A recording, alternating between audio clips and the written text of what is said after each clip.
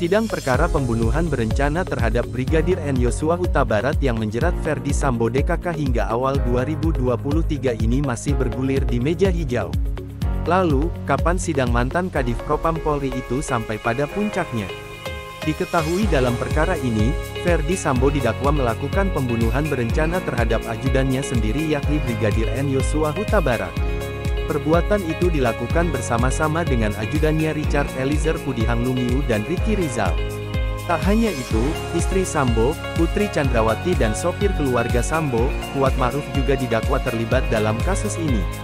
Mereka yang melakukan, yang menyuruh melakukan, dan turut serta melakukan perbuatan, dengan sengaja dan dengan rencana terlebih dahulu merampas nyawa orang lain, ucap jaksa saat membacakan surat dakwaan dalam persidangan di Pengadilan Negeri Jakarta Selatan. Ferdi Sambo diadili dengan pasal 340 KUHP subsidiar pasal 338 KUHP junto pasal 55 ayat 1 pertama KUHP.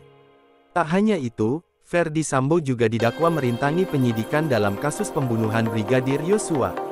Ferdi Sambo didakwa dengan Undang-Undang Nomor 19 Tahun 2016 tentang perubahan atas Undang-Undang Nomor 11 Tahun 2008 tentang Informasi dan Transaksi Elektronik dan KUHP.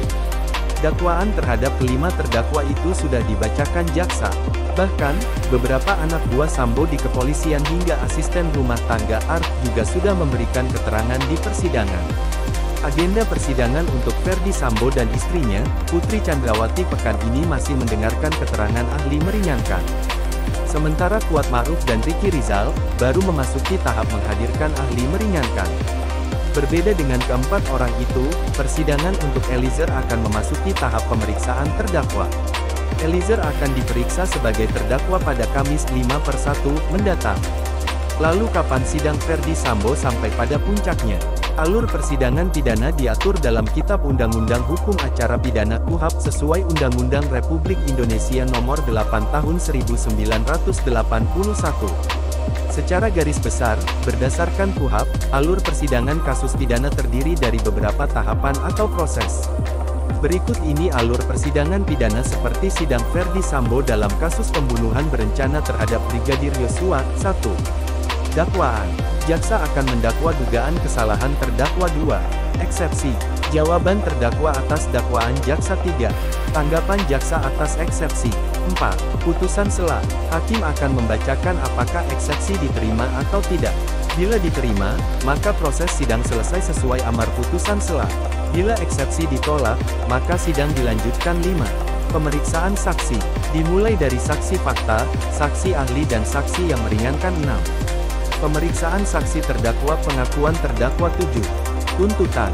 Setelah menjalani proses pembuktian, jaksa akan mengajukan tuntutan terhadap terdakwa, berapa lama hukuman yang harus dijalani oleh terdakwa. 8.